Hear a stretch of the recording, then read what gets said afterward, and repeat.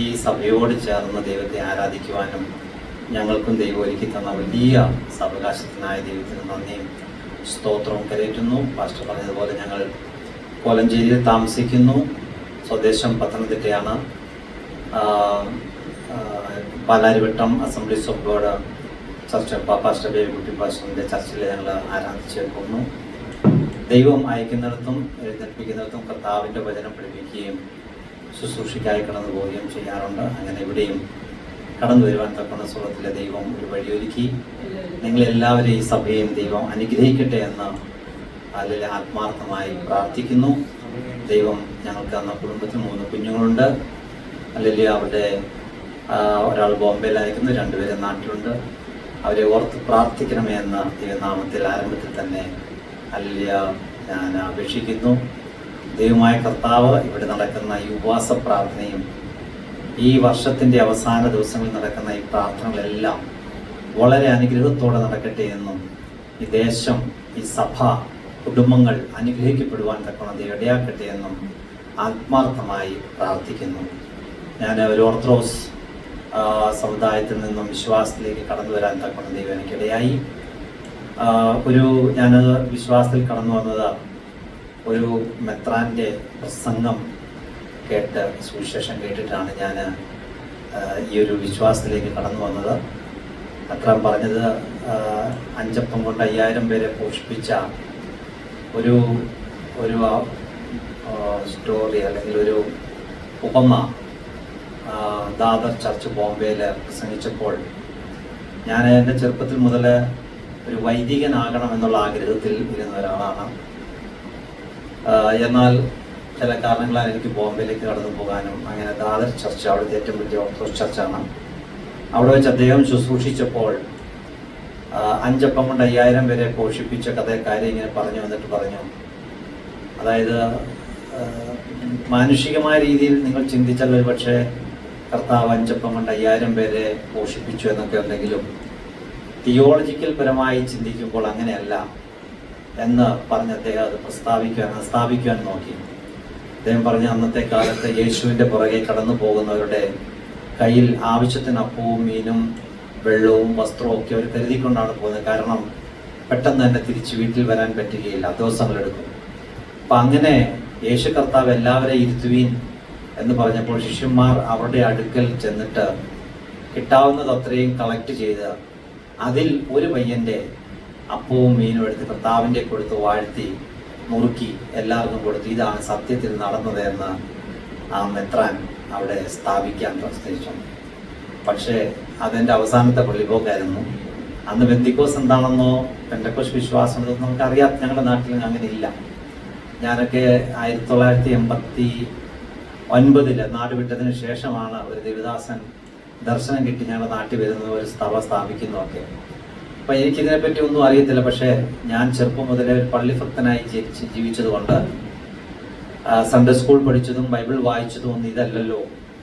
എന്തോ എൻ്റെ മനസ്സിൽ തോന്നി, ഇനി ഇതിൻ്റെ സത്യം എന്താണെന്ന് മനസ്സിലായിട്ട് ഞാൻ ഇനി പള്ളിയിലേക്ക് വരുന്നുള്ളൂ എന്ന് പറഞ്ഞു. ആരോടും മറ്റോ വിചാരമൊന്നുമില്ല, പെന്തക്കോസ്തൊന്നുമില്ല. ഈ അച്ഛൻ പറയും മെത്രാൻ പറഞ്ഞത് കറക്റ്റാണോ എന്ന് ഒന്ന് ചെക്ക് ചെയ്തിട്ടേ വരുന്നുള്ളൂ എന്ന് പറഞ്ഞ് വീട്ടിൽ പോയി ബൈബിൾ വായിക്കാൻ തുടങ്ങി. ആദ്യത്തെ ഒരു 2 ദിവസം ബൈബിൾ വായിച്ചു കഴിഞ്ഞപ്പോൾ ബൈബിൾ തിരിച്ച് എന്നോട് ഓരോ കാര്യങ്ങൾ ഇങ്ങനെ സംസാരിക്കാൻ തുടങ്ങി. അങ്ങനെ 6 മാസക്കാലം കണ്ടിന്യൂ ആയിട്ട് ദൈവത്തിൻ്റെ തിരുവചനം വായിച്ച് മനസ്സിലാക്കി. ആരും പറഞ്ഞു തരാനൊന്നുമില്ല, ദൈവം ഡയറക്റ്റ് പല കാര്യങ്ങളും ഓർമ്മപ്പെടുത്തി തരികയും അതിൻ്റെ അർത്ഥങ്ങൾ പറഞ്ഞു തരികയും ചെയ്യുന്നു. അങ്ങനെ 6 മാസം കഴിഞ്ഞപ്പോൾ കർത്താവായ യേശു ക്രിസ്തുവിനെ രക്ഷകനായി സ്വീകരിക്കാൻ തക്കണ ദൈവം ഒരു വ്യക്തി എൻ്റെ റൂമിലേക്ക് അയക്കുകയും എന്നോട് സുവിശേഷം പറയുകയും അങ്ങനെ ആ സുവിശേഷത്തിന് മുൻപാകെ ഞാൻ എൻ്റെ കർത്താവിനെ രക്ഷകനായി സ്വീകരിക്കാനുള്ളൊരു ഭാഗ്യം ദൈവം എനിക്കുണ്ടായി. അങ്ങനെ ഞാൻ എൻ്റെ കുടുംബത്തിൽ നിന്ന് ഏകനായ വിശ്വാസത്തിൽ കടന്നു വന്നു. ഇപ്പോൾ എൻ്റെ ഒരു സിസ്റ്റർ കൂടി വിശ്വാസത്തിൽ കടന്നു വന്നിട്ടുണ്ട്. കുടുംബമായി അവരും ആയിരിക്കുന്നു എൻ്റെ മാതാപിതാക്കൾ.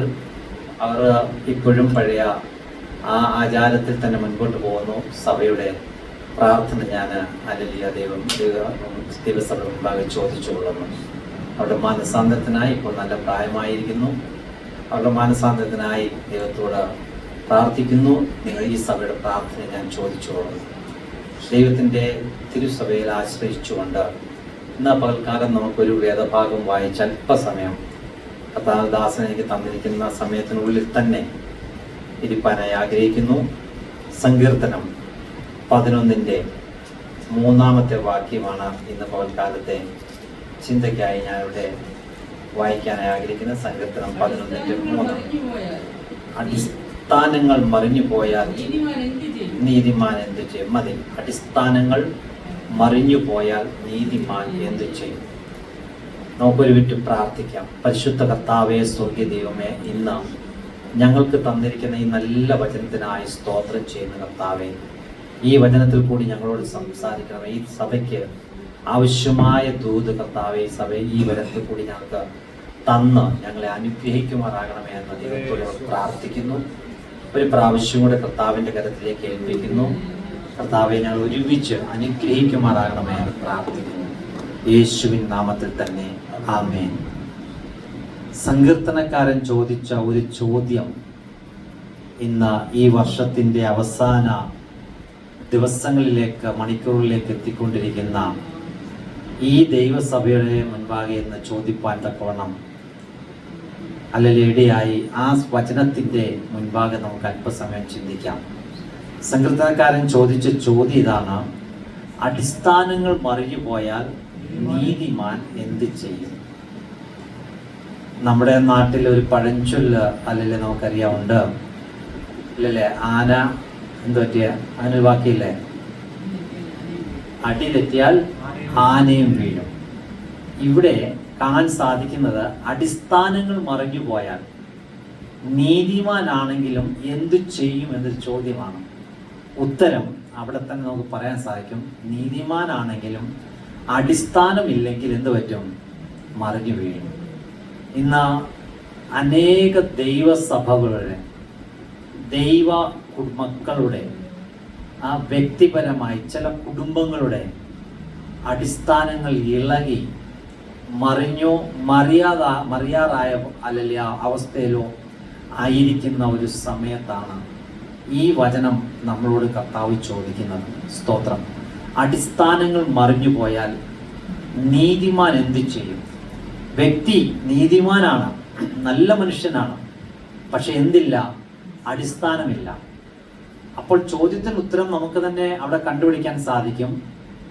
അടിസ്ഥാനമില്ല എങ്കിൽ, ഒന്നുകൂടി പറഞ്ഞാൽ, അടിസ്ഥാനം എന്ന് പറയുന്നത് ഏതൊരു വസ്തുവിൻ്റെ അല്ലെങ്കിൽ ഒരു ബിൽഡിങ്ങിൻ്റെ ആയിക്കോട്ടെ, എന്തിൻ്റെ തുടക്കത്തെയാണ് അടിസ്ഥാനം എന്ന് വിളിക്കുന്നത്. അപ്പോസ്തലനായ പൗലോസ് ഗലാത്യർക്ക് എഴുതിയ ലേഖനം 3-ാം 3 വാക്യത്തിൽ ഇതിനോട് അനുബന്ധിച്ചുള്ള വേറൊരു ചോദ്യം ചോദിക്കുന്നുണ്ട്. ആത്മാവിൽ ആരംഭിച്ചിട്ട് നീ ജഡത്തിലാണോ ചെന്ന് അവസാനിക്കുന്നത്? ഒന്ന് വായിച്ചേ. നിങ്ങൾ ഇത്ര ബുദ്ധി കെട്ടവരോ? ആത്മാവ് കൊണ്ട് ആരംഭിച്ചിട്ട്. അവിടെ ഒരു ചോദ്യമാണ്. ആത്മാവ് കൊണ്ട് ആരംഭിച്ചിട്ട് ജഡം കൊണ്ടോ നീ സമാപിക്കുന്നത്? പഴയ നിയമത്തിൽ ഒരു അടിസ്ഥാനത്തെ പറ്റി പറഞ്ഞുവെങ്കിൽ പുതിയ നിയമത്തിലേക്ക് കടന്നു വന്നപ്പോൾ കൃത്യമായി ആത്മാവിൽ ആരംഭിച്ച ഒരു പണി ഒരു വ്യക്തി ജഡത്തിൽ കൊണ്ട് അവസാനിപ്പിക്കുന്നതിനെ അപ്പോസ്തലനായ പൗലോസ് ചോദ്യം ചെയ്യുകയാണ്. നീ ഇത്ര ബുദ്ധികെട്ടവനായി നീ പോയോ? ദൈവത്തിന്റെ ആത്മാവിനാൽ ആരംഭിച്ചിട്ട് എന്തുകൊണ്ട് ജഡത്തിൽ കൊണ്ട് അവസാനിപ്പിക്കേണ്ടതായി വന്നു? ഈ 2024 അവസാന ദിവസങ്ങൾ, മണിക്കൂറിലേക്ക് നാം എത്തിക്കൊണ്ടിരിക്കുമ്പോൾ വളരെ ചുരുക്കം പേരായിട്ടാണെങ്കിലും നമുക്ക് നമ്മോട് തന്നെ ഈ ചോദ്യം ചോദിക്കാം: എൻ്റെ അടിസ്ഥാനം സ്ഥിരമായി നിൽക്കുന്നുവോ അതോ എൻ്റെ അടിസ്ഥാനം ഇളകിക്കൊണ്ടിരിക്കുന്നുവോ? നമ്മുടെ നാട്ടിലൊരു ചൊല്ലുണ്ട്, കാലിൻ ചുവട്ടിലെ മണ്ണ് പൊക്കോണ്ടിരിക്കുകയാണ് പക്ഷേ അറിയുന്നില്ല. അങ്ങനത്തെ ഒരു അവസ്ഥയാണോ നമ്മുടെ വിശ്വാസ ജീവിതത്തിൽ ഇന്ന് പറയാനായിട്ടുള്ളത്? അപ്പോസ്തലനായ പൗലോസ് ചോദിച്ച ചോദ്യം ആത്മാവ് കൊണ്ട് ആരംഭിച്ചിട്ട് ഇന്ന് ജഡത്തിലാണോ എന്ന് അവസാനിക്കാൻ പോകുന്നത്, അതോ ആത്മാവ് കൊണ്ട് ആരംഭിച്ചിട്ട് ഇന്ന് ഞാൻ ആത്മാവിൽ തന്നെ ആയിരിക്കുന്നു എന്ന് നാം നമ്മളെ തന്നെ ഒന്ന് ശോധന ചെയ്ത് നോക്കിയാൽ നമുക്ക് ദൈവത്തിന്റെ ആത്മാവ് കാണിച്ചു തരും, പറഞ്ഞു തരും. Praise the Lord. ഇവിടെ ചോദിക്കുന്ന ചോദ്യം നീതിമാനായ ഒരു വ്യക്തിയാണ്. ബൈബിളിൽ വളരെ ഉദാഹരണമായി എടുത്തു പറയാത്തക്ക ഒരു വ്യക്തിയാണ് ലോത്ത്. നീതിമാനായി വലഞ്ഞ ലോത്ത് എന്ന് വേദപുസ്തകം നമ്മളെ പഠിപ്പിക്കുന്നു. വളരെ അബ്രഹാമിന്റെ കൂടെയാണ് ഇറങ്ങിത്തിരിച്ചത്. വിശ്വാസത്തിന്റെ വാക്കുകളും പ്രവൃത്തികളും തന്റെ ജീവിതത്തിൽ കണ്ണുകൊണ്ട് കാണുകയും അനുഭവിക്കുകയും ചെയ്ത ഒരു വ്യക്തിയാണ് ലോത്ത്. എന്നാൽ അവസാന സമയമായപ്പോഴേക്കും ദുഷ്കർമ്മികളുടെ മധ്യത്തിൽ പോയി താമസിച്ച് തന്റെ ജീവിതത്തിന്റെ എല്ലാം നഷ്ടപ്പെട്ട ഒരു വ്യക്തിയായി താൻ മാറി എന്ന വേദപുസ്തകം നമ്മളെ പഠിപ്പിക്കുമ്പോൾ, സങ്കീർത്തനം 7-ാം അധ്യായത്തിന്റെ 3-ാമത്തെ വാക്യത്തിൽ ചോദിച്ച ചോദ്യം എത്ര പ്രസക്തമാണ്. അടിസ്ഥാനങ്ങൾ മറിഞ്ഞു പോയാൽ നീതിമാൻ എന്തു ചെയ്യും? ഉത്തരം, നീതിമാനാണെങ്കിലും അടിസ്ഥാനമില്ല എങ്കിൽ അവനും വീണു പോകും. അതുകൊണ്ട് ഇന്ന് ഇവിടെ എന്നെ കേൾക്കുന്ന ദൈവസഭയിലുള്ള എല്ലാ ദൈവജനത്തോടും പറയാനുള്ളത്, നമ്മുടെ അടിസ്ഥാനം സ്ഥിരമായി നിൽക്കുന്നോ ഉണ്ടോ എന്ന് നാം ഒന്ന് ശ്രദ്ധിച്ചു നോക്കുന്നത് വളരെ നല്ലതാണ്. വിലാപഗീതം 5-ാം അധ്യായത്തിന്റെ 21-ാമത്തെ വാക്യത്തിൽ കർത്താവിന്റെ ദാസനായിരിക്കുന്ന യെരമ്യാവ് ഇപ്രകാരം പറയുന്നുണ്ട്: യഹോവേ, ഞങ്ങൾ മടങ്ങി വരേണ്ടതിന് ഞങ്ങളെ നിങ്കലേക്ക് മടക്കി വരുത്തണമേ. ഞങ്ങൾക്ക് പണ്ടത്തെ പോലെ ഒരു നല്ല കാലം ഞങ്ങൾക്ക് വരുത്തണമേ എന്ന ഈ ഭക്തൻ ദൈവസന്നിധിയിൽ പ്രാർത്ഥിക്കുകയാണ്. ഈ ഭക്തൻ ആയിരിക്കുന്ന ഈ മനുഷ്യൻ വ്യക്തമായി ആത്മാവിൽ തിരിച്ചറിഞ്ഞു, കർത്താവേ, ഞങ്ങൾ അങ്ങയുടെ പാതയിൽ നിന്ന് ഇറങ്ങിപ്പോയി, അങ്ങയുടെ പാതയിൽ നിന്ന് ഞങ്ങൾ അല്പം മാറിപ്പോയി, മടങ്ങി വരാൻ ശ്രമിച്ചിട്ടും പറ്റാത്തൊരവസ്ഥയിൽ നിൽക്കുമ്പോൾ ഈ ഭക്തനായ മനുഷ്യൻ ദൈവത്തോട് പ്രാർത്ഥിക്കുന്ന പ്രാർത്ഥന ഇപ്രകാരമാണ്: യഹോവേ, ഞങ്ങൾ മടങ്ങി വരേണ്ടതിന് ഞങ്ങളെ നിങ്കലേക്ക് മടക്കി വരുത്തണമേ. ക്രിസ്തുവിന്റെ പാതയിലേക്ക് കടന്നു വരാൻ ദൈവം പല മുഖാന്തരം നമുക്കൊരുക്കി. ആ മുഖാന്തരത്തിൽ കൂടി ദൈവത്തിന്റെ സന്നിധിയിലേക്ക് കടന്നു വന്നിട്ട് ഇന്ന് ദൈവസന്നിധിയിൽ നിന്ന് അകന്നു പോയിട്ട് നിൽക്കുകയാണെങ്കിൽ, പല പ്രാവശ്യം ശ്രമിച്ചിട്ടും മടങ്ങി വരാൻ സാധിക്കാതെ, പല പ്രാവശ്യം ശ്രമിച്ചിട്ടും അതിലേക്കൊന്ന് വീണ്ടും അതുപോലെ ആയിത്തീരാൻ ശ്രമിക്കുന്നു എങ്കിലും ആയിത്തീരാതെ ആകാൻ സാധിക്കാതെ ആയിരിക്കുന്ന അവസ്ഥയിൽ ഈ ഭക്തനായ മനുഷ്യൻ പറയുകയാണ്: യഹോവേ, ഞങ്ങൾ മടങ്ങി വരേണ്ടതിന് ഞങ്ങൾ എന്ത് ചെയ്യണം? മടക്കി വരുത്തണം. അപ്പന്റെ വീട്ടിൽ നിന്ന് ഇറങ്ങിപ്പോയ ഒരുത്തൻ വാതിക്കൽ വന്ന് നിന്ന് കെഞ്ചിത്തത് പോലൊരു കെഞ്ചലാണ്: അപ്പാ, ഞാൻ ഭവനത്തിലേക്ക് മടങ്ങി വരുവാൻ തക്കണം, നീ എന്നെ ഒന്ന് വിളിക്കുമാറാകണമേ, എനിക്ക് മടങ്ങി വരുവാൻ തക്കവണ്ണം എനിക്കൊരു വഴിയൊരുക്കുമാറാകണമേ എന്ന് ഈ ഭക്തനായ മനുഷ്യൻ വിളിച്ചു പറയുകയാണ്. രണ്ടാമത് വിളിച്ചു പറയുന്നത് ഇതാണ്: ഞങ്ങൾക്ക് പണ്ടത്തെ പോലെ ഒരു നല്ല കാലം വരുത്തണമേ.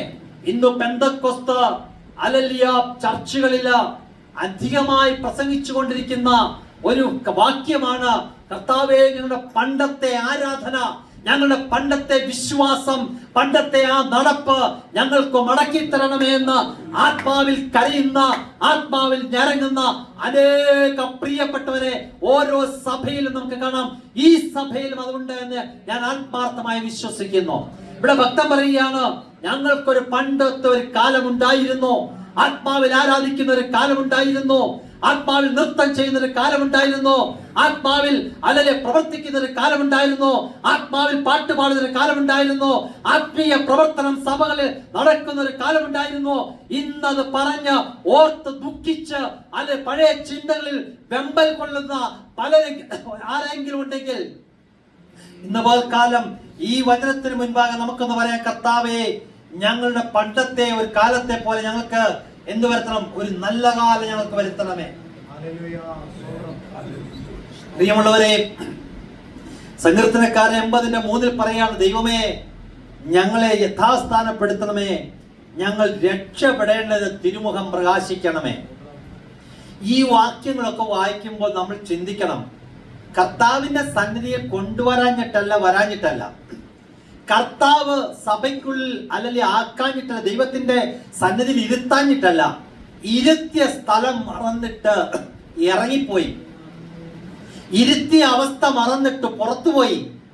ഇപ്പൊ പറയുകയാണ് ഞങ്ങൾക്ക് മടങ്ങി വരണം. ചോദ്യം ഇത് തന്നെയാണ്, ഇറങ്ങിപ്പോവാൻ കാരണം എന്താണ് മോനെ? നിന്നെ ഞാൻ ഇരുത്താഞ്ഞിട്ടാണോ? വചനം പഠിപ്പിക്കുമ്പോൾ നിനക്ക് ആത്മാർത്ഥമായി ഉത്തമമായ ഒരു സ്ഥലം ഞാൻ നിനക്ക് ഒരുക്കിയതാണ്. പക്ഷെ ഇന്ന് ആ സ്ഥലം ശൂന്യമായി കിടക്കുന്നു. നീ ഇവിടുന്ന് ഇറങ്ങിപ്പോകാനുള്ള കാരണം എന്താണ്? ലോകത്തിലേക്ക് ഇറങ്ങിപ്പോയി കഴിഞ്ഞപ്പോഴാണ് അതിന്റെ രസമൊന്ന് മനസ്സിലായത്. ഇപ്പൊ പറയാണ്, അപ്പാ എനിക്കൊന്ന് മടങ്ങി വരണം, പക്ഷെ നീ എന്നെ കൂട്ടിക്കൊണ്ടുവരണം. അപ്പൊ പറയാണ്, നിക്കവിടെ, അല്പം കൂടി നീ അനുഭവിക്ക്. ഇപ്പൊ പറയാണ്, എനിക്ക് പണ്ടത്തെ അവസ്ഥയിൽ മടക്കി തരണം. തീർച്ചയായും ദൈവം മടക്കി തരും. ഇവിടെ സങ്കീർത്തനക്കാരൻ 80:3 പറയാണ്, ദൈവമേ ഞങ്ങളെ യഥാസ്ഥാനപ്പെടുത്തണമേ. എന്തു പറ്റി? സ്ഥാനം തെറ്റിപ്പോയി, സ്ഥാനങ്ങൾ തെറ്റി മാറിപ്പോയി. ഇന്ന് സ്ഥാനപ്പെടുത്തിയ അവനെ ഇരുത്തിയ സ്ഥാനത്തല്ല, നിർത്തിയ സ്ഥാനത്തല്ല, അല്ലെ അവനെ വിളിച്ച സ്ഥാനത്ത് നിന്ന് കാണുന്നില്ല, അല്ലെ അവൻ സ്ഥാനം മാറി നിൽക്കുകയാണ്. ഇപ്പൊ അവൻ പറയുകയാണ്, ഞങ്ങൾ എന്ത് ചെയ്യണം? യഥാസ്ഥാനപ്പെടുത്തണമേ. പിന്നെ പറയാണ്, ഞങ്ങൾ രക്ഷപ്പെടേണ്ടതിന് തിരുമുഖം പ്രകാശിപ്പിക്കണമേ. എന്താ കർത്താവ് തിരുമുഖം പ്രകാശിപ്പിക്കാഞ്ഞിട്ടാണോ? അല്ല, ദൈവം തിരുമുഖം പ്രകാശിപ്പിച്ചു. ദൈവത്തിൽ നിന്നുള്ള ആ നന്മകൾ അനുഭവിച്ചു. ആ നന്മകൾ അനുഭവിച്ചിട്ട് പതുക്കെ ഇരുത്തിയ സ്ഥാനത്ത് നിന്ന്, ഏൽപ്പിച്ച സ്ഥാനത്ത് നിന്ന് വിശ്വസ്തനാകാതെ പതുക്കെ ലോകത്തിലേക്ക് തെന്നി മാറിയ ഒരവസ്ഥ. ആ അവസ്ഥയുടെ മധ്യത്തിൽ ചെന്നിട്ട് അത് കണ്ടപ്പോൾ പറയുകയാണ്, അപ്പാ എനിക്കൊന്ന് മടങ്ങി വരണം, എന്നെ യഥാസ്ഥാനപ്പെടുത്തണം, ആ പണ്ടത്തെ അവസ്ഥയിലേക്ക് എന്നെ ഒന്ന് മടക്കി വരുത്തണം. കാര്യം എന്താണ്? ഞങ്ങൾ രക്ഷപ്പെടേണ്ടതിന്. നമ്മൾ ഇന്ന് പറയുന്നത് എന്താണ്? ഞങ്ങൾ രക്ഷിക്കപ്പെട്ടു. ഇവിടെ പറയാണ്, ഞങ്ങളൊന്ന് രക്ഷപ്പെടണം. എന്റെ മകളെ രക്ഷപ്പെടാൻ തക്കവണ്ണം രക്ഷിക്കപ്പെട്ട് നിന്നെ ആക്കി വെച്ച സ്ഥാനത്ത് നിന്ന് പുറമോട്ട് പോയത്, തെന്നി മാറിയതിന്റെ കാരണം എന്താണ്? അത് കണ്ടുപിടിച്ചാൽ തീർച്ചയായും മടങ്ങി വരാൻ പറ്റും. അതുകൊണ്ടാണ് ഹബക്കൂക്കിന്റെ പ്രവചനം 3-ാം അധ്യായത്തിന്റെ 2-ാമത്തെ വാക്യത്തിൽ അവനൊരു പോയിന്റ് വെക്കുകയാണ്. കർത്താവ് യഹോവേ, ആണ്ടുകൾ കഴിയും മുൻപേ നിന്റെ പ്രവൃത്തിയെ നീ എന്ത് ചെയ്യണം? ജീവിപ്പിക്കണം. അതെ, ഈ 2024 കഴിയുന്നതിന് മുൻപേ തന്നെ എന്റെ ദൈവമേ, ഞങ്ങളുടെ സഭയെ ഒന്ന് ഉണർത്തണമേ.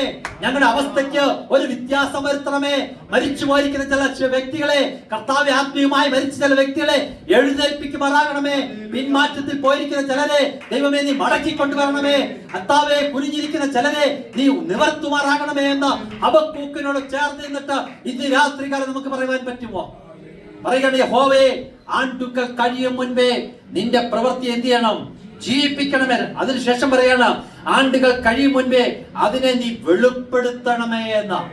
പ്രിയമുള്ള ദൈവമക്കളെ, 2-3 പേരുടെ നാമത്തിൽ എന്തു ചോദിച്ചാലും അതിന്റെ മധ്യത്തിൽ ഞാൻ ഇറങ്ങി വന്ന് അത് ചെയ്തു കൊടുക്കുമെന്ന് പറഞ്ഞ കർത്താവ് ഇന്ന് രാത്രികാല നമ്മുടെ മധ്യത്തിൽ ഉലാവിക്കൊണ്ടിരിക്കുമ്പോൾ 2 വ്യക്തികളെ കിട്ടിയാൽ മതി. ഒരു മനപ്പെട്ട് 2 വ്യക്തികൾ പ്രാർത്ഥിച്ചാൽ മതി. കർത്താവേ, ഞങ്ങളുടെ അവസ്ഥയ്ക്ക് ഒരു വ്യത്യാസം വരുത്തണം.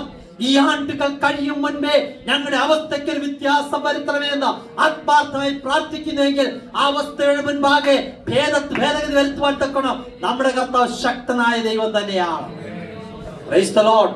പ്രിയമുള്ളവരെ, നമ്മളെ ദൈവം വിളിച്ചതും വേർതിരിച്ചതും അല്ലെങ്കിൽ കർത്താവിന് വേണ്ടി ശക്തമായി പ്രവർത്തിച്ച് മുൻപോട്ട് പോകാനാണ്.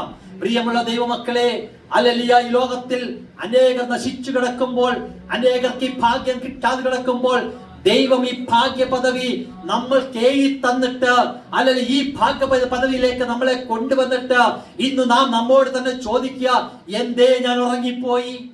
എന്തേ ഞാൻ ഇറങ്ങിപ്പോയി? എന്തേ ഞാൻ കുനിഞ്ഞുപോയി?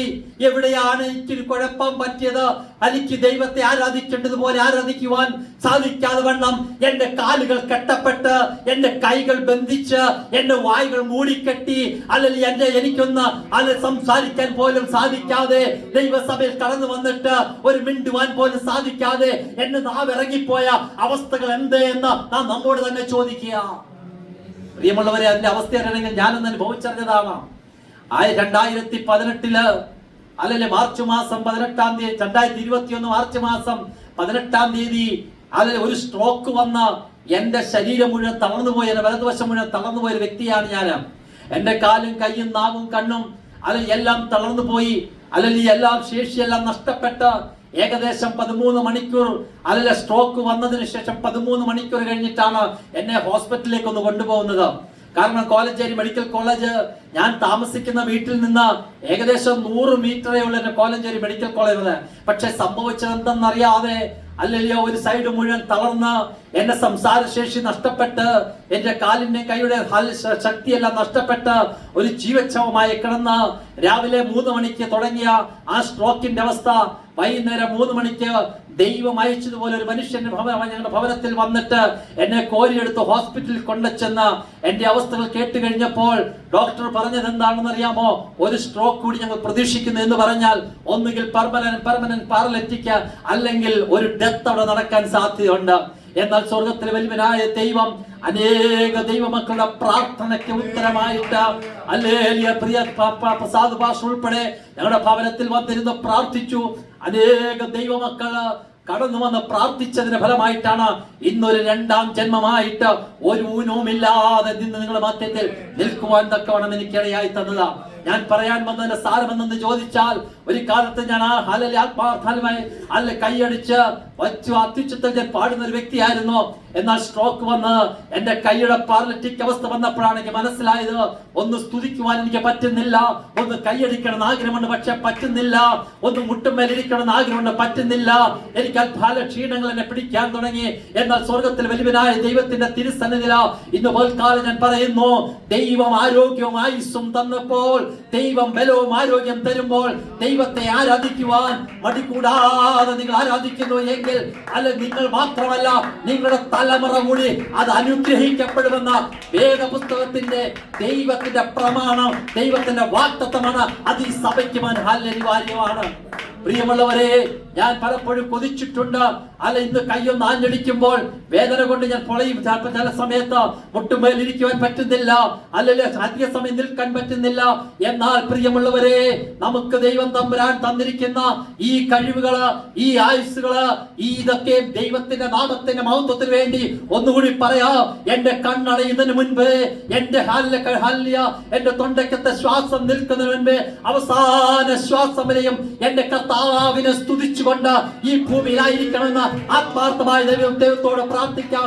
ആത്മാവിൽ ആരംഭിച്ചിട്ട് ജഡത്തിൽ കൊണ്ട് അവസാനിപ്പിക്കാനല്ല, ആത്മാവിൽ ആരംഭിച്ചിട്ട് ആത്മാവിൽ തന്നെ അവസാനിപ്പിച്ച പ്രിയന്റെ ഭാവിയിലേക്ക് പോകുവാൻ തക്കണം ദൈവത്തോട് നമുക്ക് ആത്മാർത്ഥമായി പ്രാർത്ഥിക്കാം. പ്രിയമുള്ളവരെ, നമ്മുടെ സഭയിലുള്ള ചെറുപ്പക്കാർ, കുഞ്ഞുങ്ങൾ നമ്മളെ ഒരു മാതൃകയാക്കട്ടെ. അല്ലെങ്കിൽ അവർ പറയണം, ഒരു പക്ഷേ നാളെ ഈ ലോകത്തിൽ നിങ്ങൾ മാറ്റപ്പെട്ടു പോയാലും അവർ പറയണം, ഈ അപ്പച്ചൻ, ഈ അമ്മച്ചി എനിക്കൊരു മാതൃകയാണ്.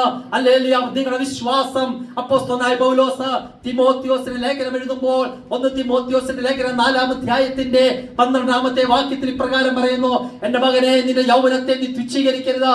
നിന്റെ വിശ്വാസം, നിന്റെ നടപ്പ്, നിന്റെ നിർമ്മലത, നിന്റെ വിശുദ്ധി, ഇവയെല്ലാം നീ വിശ്വാസികൾക്ക് അന്തരിക്കണം, മാതൃകയുള്ളവരായി തീരണം. അതേ പ്രിയമുള്ളവരെ, ലോകത്തിന് നമ്മൾ മാതൃകയാകുന്നതിന് മുൻപ് പെന്തക്കോസ്ത് സമൂഹം എന്ന് പറയുന്ന ഈ ഞാനും നിങ്ങളും ചേർന്ന സമൂഹം, അല്ലെങ്കിൽ നമ്മുടെ സഭയ്ക്കകത്ത് ഓരോ വിശ്വാസിക്കും അല്ലെങ്കിൽ മാതൃകയുള്ളവരായി മാറേണ്ട അവസ്ഥ അല്ല വന്നിരിക്കുകയാണ്. അല്ലെ നിങ്ങളെ കാണുന്ന മറ്റുള്ളവർ നിങ്ങളൊരു മാതൃകാ ആയിക്കട്ടെ. അപ്പോസ്തലനായ പൗലോസ് അതാണ് പറഞ്ഞിരിക്കുന്നത്, നിങ്ങളെ വായിക്കുന്ന ഒരു പത്രമായി മാറട്ടെ.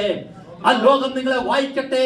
ഈ അല്യ, ഈ അങ്കിള്, ഈ ആന്റി, ഈ ചേച്ചി എനിക്കൊരു മാതൃകയാണെന്ന് അല്ലെങ്കിൽ മറ്റുള്ളവർ പറയത്തക്ക രീതിയിൽ ഒരു നല്ല നടപ്പ് നമുക്ക് നടക്കാം, ഒരു നല്ല സംസാരം നമുക്ക് സംസാരിക്കാം, നല്ല പ്രവൃത്തി നമുക്ക് ചെയ്യാം. മറ്റുള്ളവർ മുന്നിൽ മാതൃകയായി ജീവിപ്പാൻ തക്കണം കർത്താവിന്റെ കരത്തിലേക്ക് നമുക്ക് ഏൽപ്പിച്ചു കൊടുക്കാം. ഹബക്കൂക്കാണ് പറയുന്നത്, കർത്താവേ, ആണ്ടുകൾ കഴിയും മുൻപേ നിന്റെ പ്രവൃത്തികളെ നീ ജീവിപ്പിക്കുമാറാകണമേ. പിന്നെ പറയാണ്, ആണ്ടുകൾ കഴിയും മുൻപേ അതിനെ നീ വെളിപ്പെടുത്തണമേ എന്ന്. അതെ, ഈ 2014 ഡിസംബർ മാസം കഴിയുവാൻ കേവലം 5 ദിവസം മാത്രമുള്ളപ്പോൾ ദൈവത്തോട് പറയാ, കർത്താവേ, എനിക്ക് ചിലതൊക്കെ ഇനിയും നിന്റെ സ്ഥലത്ത് പ്രാപിപ്പാറുണ്ട്. 31-ാം തീയതി രാത്രിയിൽ കടന്നു വന്നിട്ട് തോറ്റ സാക്ഷ്യം പറയാൻ ആരും എഴുന്നേക്കരുത്. അതിൽ തോറ്റ സാക്ഷ്യം, കഴിഞ്ഞ വർഷം ഞാൻ ജീവിക്കാൻ ആഗ്രഹിച്ചു, പറ്റിയില്ല, അടുത്ത വർഷം ജീവിക്കാം എന്നല്ല. അതേ, ഈ 5 ദിവസമെങ്കിലും ജീവിച്ചിട്ട് അല്ലെങ്കിൽ ജയത്തിന്റെ സാക്ഷി പറ. അതേ, ഞാൻ ദൈവസ്ഥൽ തീരുമാനമെടുത്തു, അതിന് പ്രകാരം ജീവിപ്പാൻ തക്കോണം സ്വർഗത്തിലെ ദൈവം എനിക്ക് ആയുസ്സും ആരോഗ്യം തന്നു, അതിനുള്ള ഭാഗ്യം തന്നു എന്ന ധൈര്യത്തോടെ എഴുന്നേറ്റ് പറയുമ്പോൾ കർത്താവ് സന്തോഷിക്കും. പിശാച് അവിടെ തല കുമ്പിടട്ടെ. Praise the Lord. തോറ്റ സാക്ഷ്യം പറയാനല്ല 31-ാം തീയതി രാത്രി നമ്മളെ കർത്താവ് വിളിക്കുന്നത്. ജയത്തിന്റെ സാക്ഷിതം പറയണം, അല്ലെങ്കിൽ ജയത്തിന്റെ ഘോഷത മുഴക്കണം. അതുകൊണ്ട് പ്രിയമുള്ളവരെ, അല്ലെങ്കിൽ അതിനുവേണ്ടി നാം എന്ത് ചെയ്യണം? ലേവ്യ പുസ്തകത്തിന്റെ 6-ാം അധ്യായത്തിന്റെ 13-ാം വാക്യത്തില് അല്ലെങ്കിൽ വളരെ അനുഗ്രഹിക്കപ്പെട്ടതായ ഒരു വാക്യം എഴുതി വെച്ചിട്ടുണ്ട്. യാഗപീഠത്തിലെ തീ കെട്ടുപോകാതെ അല്ലെങ്കിൽ എപ്പോഴും കത്തിക്കൊണ്ടിരിക്കണം. പ്രിയമുള്ളവരെ, അല്ലെങ്കിൽ ആണ്ടുകൾ കഴിയും മുൻപേ നമുക്ക് മടങ്ങി വരണം, അല്ലെങ്കിൽ നമുക്ക് ചില പ്രവർത്തികൾ ചെയ്യണം. പക്ഷേ ചോദ്യം, എങ്ങനെ നിങ്ങളെ കൊണ്ടുവന്നിട്ട് വേദപുസ്തകം പറയുന്നു യാഗപീഠത്തിൽ എന്ത് ചെയ്യണം? സമർപ്പിക്കണം. യാഗപീഠത്തിൽ സമർപ്പിക്കണം. കേവലം തീരുമാനം മാത്രം എടുത്താൽ പോരാ. ഹല്ലേലൂയ, സ്തോത്രം എന്ന യാഗം അർപ്പിച്ചുകൊണ്ട് യാഗപീഠത്തിന്റെ മുകളില് എന്നെ നിങ്ങളെ സമർപ്പിക്കുന്നു എങ്കിൽ അവിടെ എഴുതിയിരിക്കുന്ന ഇപ്രകാരമാണ്: യാഗപീഠത്തിൽ ഒരിക്കൽ തീ കൊടുത്താൽ ആ തീ കെട്ടുപോകാതെ എപ്പോഴും കത്തിക്കൊണ്ടിരിക്കണം. എന്നാൽ പ്രിയമുള്ളവരെ, യാഗപീഠത്തിൽ എങ്ങനെയാണ് തീ കത്തുന്നത്? 6:9 പറയുന്ന ഇപ്രകാരമാണ്: യാഗപീഠത്തിലെ തീ അതിന്റെ മുകളിൽ വെച്ചിരിക്കുന്ന യാഗവസ്തു തന്നെ കത്തി ഊറി ഊറി വീഴുന്ന ആ എണ്ണ കൊണ്ട് അത് കത്തിക്കൊണ്ടേയിരിക്കണം. അങ്ങനെയെങ്കിൽ ഇത് രാത്രികാലം ഈ വചനത്തിന് മുൻപാകെ നിന്ന് പറയട്ടെ, എന്നെ നിന്നെ യാഗപീഠത്തിൽ കയറ്റി വെച്ചതിന് ശേഷം അത് കത്തിക്കൊണ്ടിരിക്കണമെങ്കിൽ ഞാനും നിങ്ങൾ ഉരുകി ഉരുകി കത്തിക്കൊണ്ടിരുന്നാൽ നമ്മുടെ യാഗപീഠം ജ്വലിച്ചുകൊണ്ടേയിരിക്കും. പ്രിയമുള്ളവരെ, ഹല്ലേലൂയ, ദൈവസഭയ്ക്കകത്ത് ഒരുത്തൻ മതി യാഗം കത്തിക്കുവാൻ. ഹല്ലേലൂയ, മിണ്ടാതിരിക്കുന്ന അനേകരല്ല, ഒരു വ്യക്തി മാത്രം മതി. ഹല്ലേലൂയ, ഒരു ദൈവസഭ ഹല്ലേലൂയ യാഗപീഠത്തിൽ കത്തിക്കുവാൻ. അതുകൊണ്ട് പ്രിയമുള്ളവരെ, യാഗപീഠത്തിലെ തീ എന്ത് ചെയ്യണം? കത്തിക്കൊണ്ടേയിരിക്കണം. ഇന്ന് രാത്രിയിൽ എന്നെ കേൾക്കുന്ന ഈ ദൈവസഭയെ, ഹല്ലേലൂയ, നിങ്ങൾ യാഗപീഠത്തിന് മുകളിൽ കയറി കഴിഞ്ഞാൽ ഹല്ലേലൂയ പിന്നെ ഇറങ്ങി വരുവാൻ നിങ്ങൾക്ക് സാധ്യമല്ല. കാരണം എന്താണ്? നിങ്ങളെ കത്തുവാൻ ഏൽപ്പിച്ചു കൊടുക്കണം. പക്ഷേ ഇന്ന് എന്താ സംഭവിച്ചെന്നറിയാമോ? ഇന്ന് ഹല്ലേലൂയ അനേകർക്കും ദൈവവചനത്തിന് അതിന്റെ കൊടുക്കേണ്ടതായ മൂല്യം കൊടുക്കുന്നില്ല, അതിന്റെ വില കൊടുക്കുന്നില്ല. അതിന്റെ ഒരു വാക്യമുണ്ട്, ലേവ്യ പുസ്തകം 22-ാം അധ്യായത്തിന്റെ 9-ാമത്തെ വാക്യത്തില്. അവിടെ ഇപ്രകാരമാണ് എഴുതിയിരിക്കുന്നത്: ആകയാൽ അവർ എന്റെ പ്രമാണങ്ങളെ നിസാരമാക്കി തങ്ങളുടെ മേൽ പാപം വരുത്തുകയും അതിനാൽ മരിക്കാതിരിപ്പാനോ പ്രമാണിക്കുകയും വേണം. എന്താ ദൈവസഭയ്ക്ക് പറ്റിയ കുഴപ്പം? ഇവിടെ ദൈവമക്കൾ എന്ന് പറഞ്ഞ് അഭിമാനിച്ചവർക്ക് പറ്റിയ കുഴപ്പം എന്തെന്നറിയാമോ? എന്താണെന്നറിയാമോ? ദൈവം കൊടുത്ത പ്രമാണങ്ങളെ എന്താക്കി കണ്ടു? നിസ്സാരമാക്കി കണ്ടു. ഇന്നും അതിന് കുറവില്ല, ഇന്നും അതിന് കുറവില്ല. ദൈവം കൊടുത്ത പ്രമാണങ്ങളെ പാലിക്കുവാൻ, അല്ലെ ദൈവം കൊടുത്ത പ്രമാണങ്ങൾ അനുസരിക്കുവാൻ മനസ്സില്ലാതെ അതിന് വലിയ വിലയൊന്നും കൊടുക്കാൻ പോയില്ല. Praise the Lord. അതുകൊണ്ട് എന്ത് പറ്റി? പാപമുള്ളിൽ കയറി. ആ പാപമുള്ളിക്കാരൻ എന്ന് പറ്റി മരണം അവനെ പിടിക്കാൻ തുടങ്ങി. ആത്മീയ മരണത്തിലേക്ക് അവൻ കൂപ്പുകുത്തുകയാണ് ചെയ്തത്. പ്രിയമുള്ള ദൈവമക്കളെ, ഇന്ന് രാത്രികാലം ഈ വചനത്തിന് മുൻപാകെ പറയട്ടെ, ദൈവം നമുക്ക് ദൈവത്തിന്റെ തിരുവചനത്തിൽ തന്നിരിക്കുന്ന 8000 വാഗ്ദത്തങ്ങളും ഏകദേശം 1000 പ്രവചനങ്ങളും ദൈവത്തിന്റെ തിരുവചനത്തില് നമുക്ക് പാലിക്കുവാൻ വേണ്ടി തന്നിരിക്കുന്നതാണ്. ഈ 66 പുസ്തകത്തിൽ കൂടി ദൈവത്തിന്റെ വചനത്തിൽ കൂടി നമുക്ക് തന്നിരിക്കുന്ന ഈ വചനങ്ങൾ പാലിക്കുവാൻ തക്കണം നാം ഓരോരുത്തരും ബാധ്യസ്ഥരാണ്. എന്നാൽ സംഭവിക്കുന്ന എന്താണെന്നറിയാമോ? അതിനെ എന്താക്കി മാറ്റി? നിസ്സാരമാക്കി മാറ്റി. ദൈവദാസന്മാർ നിസ്സാരമാക്കി മാറ്റി, ദൈവമക്കൾ അതിനെ നിസ്സാരമാക്കി മാറ്റി. അതുകൊണ്ട് എന്തു പറ്റി? വചനത്തിന് അതിൻ്റെതായ വിലയില്ല, വചനത്തിന് അതിൻ്റെതായ ഒരു വലിയൊരു മൂല്യം കൊടുക്കാൻ പറ്റുന്നില്ല. അല്ലെങ്കിൽ അത് പന്നിയുടെ മുൻപിൽ ഇട്ടിരിക്കുന്ന ഒരു മുത്തുപോലെ ആയിരിക്കുകയാണ്. എന്നാൽ ഇന്ന് രാത്രികാലം ഈ ദൈവത്തിന് മുൻപാകെ എന്ന് പറയുന്നു, നമ്മൾ ദൈവത്തിന്റെ മുൻപാകെ സാക്ഷ്യം പ്രാപിച്ചവരായി നമ്മൾ മാറേണ്ടിയിരിക്കുന്നു. ദൈവസഭ ദൈവത്തിന്റെ മുൻപാകെ സാക്ഷ്യം പ്രാപിക്കണം. അല്ലെ നാം സാക്ഷ്യമുള്ളവരായിരിക്കണം. നമ്മളെ വിളിക്കുന്നത് ദൈവമക്കളെന്നാണ്, വിശ്വാസികളെന്നാണ്, അല്ലെ ദൈവത്തിന്റെ സാക്ഷികളാണ്. അല്ലെ സാക്ഷ്യം എന്ന് പറയുമ്പോൾ കേവലം സഭയിൽ കടന്നു വന്നിട്ട് ഞായറാഴ്ച ദിവസം പറയുന്നത് മാത്രമല്ല സാക്ഷ്യം. അല്ലെ നമ്മുടെ ദൈവം എന്ന് പറയുന്നത് ഏതെങ്കിലും ശ്രീകോവിൽ അല്ലെ പൂട്ടിവെക്കാനോ, ഏതെങ്കിലും അൾത്താരിൽ മൂടി വെക്കാനോ, ഏതെങ്കിലും പള്ളിക്കകത്ത് അല്ലെ ഇടവയ്ക്കകത്ത് അല്ലെ കൊണ്ടുവച്ച് കതവടച്ചു പോകുന്ന ദൈവമല്ല. 24 മണിക്കൂറും എന്റെ നിങ്ങളുടെ കൂടെ ജീവിക്കുവാനും അതിൽ വസിക്കുവാനും വന്നിരിക്കുന്ന ആ ദൈവം നമ്മളെ പറ്റി സാക്ഷി പറയണം. Praise the Lord. ഇവിടുത്തെ ദൈവദാസന്റെ സാക്ഷി എന്ന് പറയുന്നത് നിങ്ങളാണ്. നിങ്ങളുടെ സാക്ഷി എന്ന് പറയുന്നത് ദൈവദാസനാണ്. ഭാര്യയുടെ സാക്ഷി എന്ന് പറയുന്ന മക്കളോ അല്ലെങ്കിൽ അവരുടെ ഭർത്താവുമാണ്. അല്ലെങ്കിൽ മാതാപിതാക്കളുടെ സാക്ഷി എന്ന് പറയുന്നത് കുഞ്ഞുങ്ങളാണ്. പ്രിയമുള്ളവരെ, ഇവിടെ നമുക്ക് കാണാൻ സാധിക്കും നമ്മൾ അങ്ങോട്ടും ഇങ്ങോട്ടും സാക്ഷിയാണ്. എന്നാൽ ദൈവത്തിന് നമ്മൾ എന്തായി മാറണം? സാക്ഷികളായി മാറണം. ദൈവത്തെ സാക്ഷി നിർത്തി വേണം നമ്മുടെ ജീവിതം നയിക്കാൻ. ദൈവം 2 സാക്ഷി ഈ ലോകത്ത് നിർത്തിയിട്ടുണ്ട്. 50-ാം സങ്കീർത്തനത്തിന് 4-ാമത്തെ വാക്യത്തില് അവിടെ ദൈവം പറഞ്ഞിരിക്കുന്നു, 2 സാക്ഷികളെ ദൈവം ഈ ലോകത്തിൽ നമ്മുടെ കൂടെ നിർത്തിയിരിക്കുകയാണ്. അവൻ മുകളിൽ നിന്ന് ആകാശത്തെയും താഴെ നിന്ന് ഭൂമിയെയും വിളിക്കും. എന്താണ്? തന്റെ ജനത്തെ ന്യായം വിധിക്കുമ്പോൾ സാക്ഷി പറയാൻ തക്കവണ്ണം. അതുകൊണ്ട് പ്രിയമുള്ളവരെ, നാം ഒരു കർത്താവിന്റെ ദാസൻ അല്ലെ വചനം തന്നിട്ട് ആ അദ്ദേഹത്തിന്റെ കണ്ണ് മറയുന്നവരെ അദ്ദേഹത്തിന് നോക്കാൻ പറ്റുകയുള്ളൂ. ഒരു വീട്ടിൽ നിന്ന് ഇറങ്ങിപ്പോകുന്ന ഒരു ഭർത്താവായിക്കോട്ടെ, ഭാര്യ ആയിക്കോട്ടെ, മക്കളായിക്കോട്ടെ, അവരുടെ കണ്ണെത്തുന്ന ആ ഒരു വളവ് വരെ അവർക്ക് നോക്കാൻ പറ്റുകയുള്ളൂ. എന്നാൽ 24 മണിക്കൂറും നമ്മളെ കാണുന്ന ഒരു ദൈവമുണ്ട് എന്നുള്ള അല്ലെ ഉപബോധത്തോടു കൂടി നാം ജീവിക്കുന്നെങ്കിൽ മാത്രമേ യഥാർത്ഥമായ ക്രിസ്ത്യ ജീവിതം നമുക്ക് നയിക്കാൻ പറ്റുകയുള്ളൂ. ഇതിന്നില്ലാതെ വന്നിരിക്കുകയാണ്. ഇതാണ് ദൈവസഭയുടെ മൂല്യച്യുതിക്ക് പറ്റിയ കാരണം. അല്ലല്ല, ദൈവദാസന്മാര് പ്രസംഗിച്ചിട്ട് അതുപോലെ ജീവിക്കാൻ പറ്റുന്നില്ല. ദൈവമക്കള് വചനം കേട്ടിട്ട് അതുപോലെ ജീവിക്കാൻ പറ്റുന്നില്ല. എന്നാൽ ഇന്ന് രാത്രികാലം ഈ വചനത്തിന് മുൻപാകെ നിന്ന് പറയട്ടെ, നാം ദൈവത്തെ സാക്ഷി നിർത്തിയുള്ള ഒരു ജീവിതം നാം നയിക്കേണ്ടിയിരിക്കുന്നു. രഹസ്യത്തിലും പരസ്യത്തിലും. ആരാധനയ്ക്ക് വരുമ്പോൾ മാത്രമല്ല, ആരാധന കഴിഞ്ഞിട്ടും ജോലി സ്ഥലത്തും നമ്മുടെ ഏത് വ്യവഹാരത്തിലായാലും, അത് ബിസിനസ്സിലായാലും, എവിടെയാണെങ്കിലും കർത്താവിന് ഹിതമല്ലാത്തൊരു കാര്യം ചെയ്യുവാൻ ദൈവമക്കൾ മുതിരരുത്. അത് ദൈവത്തിന് ഇഷ്ടമല്ല. അതാണ് വചനം പറഞ്ഞ, അവൻ വചനത്തെ എന്താക്കി കളഞ്ഞു? നിസ്സാരമാക്കി കളഞ്ഞു. നമുക്ക് 1-2 കാര്യം ഒന്ന് വായിച്ചു നോക്കാം. എങ്ങനെയാണ് ദൈവത്തെ സാക്ഷി നിർത്തി മുൻപോട്ട് പോകേണ്ടത്? 2 കൊരിന്ത്യ ലേഖനം 1-ാം അധ്യായത്തിന്റെ 18-ാമത്തെ വാക്യം. 2 കൊരിന്ത്യ ലേഖനം 1-ാം അധ്യായത്തിന്റെ 18-ാമത്തെ വാക്യത്തിൽ ഇങ്ങനെയാണ് എഴുതിയിരിക്കുന്നത്, നിങ്ങളോടുള്ള ഞങ്ങളുടെ വചനം ഒരിക്കൽ ഉവ്വ എന്നും മറ്റൊരിക്കൽ ഇല്ല എന്നും ആയിരുന്നില്ല എന്നതിന് വിശ്വസ്തനായ ദൈവം സാക്ഷി. ഇവിടെ കർത്താവിന്റെ ദാസൻ അപ്പോസ്തലനായ പൗലോസ് പറയുകയാണ്, 14 ലേഖനം എഴുതി ഒരു കാലത്ത് ദൈവസഭയെ മുടിച്ചു നടന്ന ഒരു ദൈവദാസനാണ്. എന്നാൽ അതിലൂടെ കാണാൻ സാധിക്കുന്നത്, അദ്ദേഹം കൊരിന്ത്യ സഭയ്ക്ക് ലേഖനം എഴുതുമ്പോൾ 2 കൊരിന്ത്യ ലേഖനം 1:18 പറയാണ്, നിങ്ങളോടുള്ള ഞങ്ങളുടെ വചനം ഒരിക്കൽ ഉവ്വ എന്നും പിന്നൊരിക്കൽ ഇല്ല എന്നും ആയിരുന്നില്ല എന്നതിന് ദൈവം സാക്ഷി. Praise the Lord. എന്ന് പറഞ്ഞാൽ എന്താണ്? ഞാൻ ഇവിടെ വരുമ്പോൾ നിങ്ങളെ സൂചിപ്പിക്കുന്ന രീതിയിൽ ഒരു വചനം, അതേ വചനം ഞാൻ മറ്റടുത്തെല്ലുമ്പോൾ അവരെ സുഖിപ്പിക്കുന്ന രീതിയിൽ അതേ വചനം വേറെ രീതിയിൽ മാറ്റം പറയുന്നെങ്കിൽ അത് ഉവ്വ എന്നും ഇല്ല എന്നുമായി പോകുന്നു. എന്നാൽ വചനം വചനമായിട്ട് തന്നെ ഞാൻ പ്രസംഗിക്കുന്നു. എന്ന് പറഞ്ഞാൽ എന്റെ വാക്ക് അവിടെ ആയാലും ഇവിടെ ആയാലും എവിടെയായാലും ഒറ്റ വാക്കേ ആകാവൂ, വാക്കിന് മാറ്റം വരരുത്. അതിനാരാണ് സാക്ഷി? ദൈവം സാക്ഷി. അല്ലല്ല, എന്റെ നിങ്ങളുടെ മനസ്സിലിരിക്കുന്നത് മറ്റു രണ്ടാമതൊരു വ്യക്തിക്ക് ഒരുപക്ഷെ അറിയാൻ സാധിക്കത്തില്ല.